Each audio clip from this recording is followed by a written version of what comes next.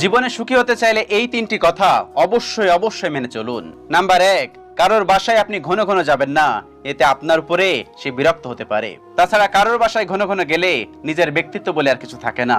আপনার যে সম্মানটা এখন আছে সেই সম্মানটা কিন্তু থাকবে না। সেজন্য কারোর বাসায় ঘন ঘন যাবেন না। ঘন ঘন গেলে আপনি যে একটা মানুষ সেটা তারা ভুলে যাবে। আপনি যখন খুব কম যাবেন, খুব ঘন ঘন যাবেন না, তখন দেখবেন আপনি তাদের কাছে একটা ভ্যালু পাবেন, অন্যরকম ভ্যালু। কিন্তু আপনি যদি বেশি ঘন ঘন যান, তখন দেখবেন তারা আপনাকে আর ভ্যালু দিচ্ছে না, সেই আগের জায়গাটা আপনাকে আর দিচ্ছে না। সেজন্য কখনো কোনো মানুষের বাসায় ঘন ঘন যাবেন না বা যাওয়া উচিত না। নাম্বার 2, কারোর পারিবারিক ঝামেলায় নাক গলাবেন না।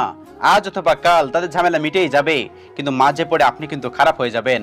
সেজন্য কখনো কারোর পারিবারিক ঝামেলায় নাক গলাবেন না। যাদের ঝামেলায় নাক গলাচ্ছেন, আপনি কি একবার ভেবে দেখছেন তারা কিন্তু আপন মানুষ। আজ অথবা কাল তাদের এই ঝামেলা মিটে যাবে, আপনি কিন্তু মাঝে পড়ে খারাপ হয়ে যাবেন। আপনার নামে কিন্তু পরে কুচ্ছা লটানো শুনতে হবে।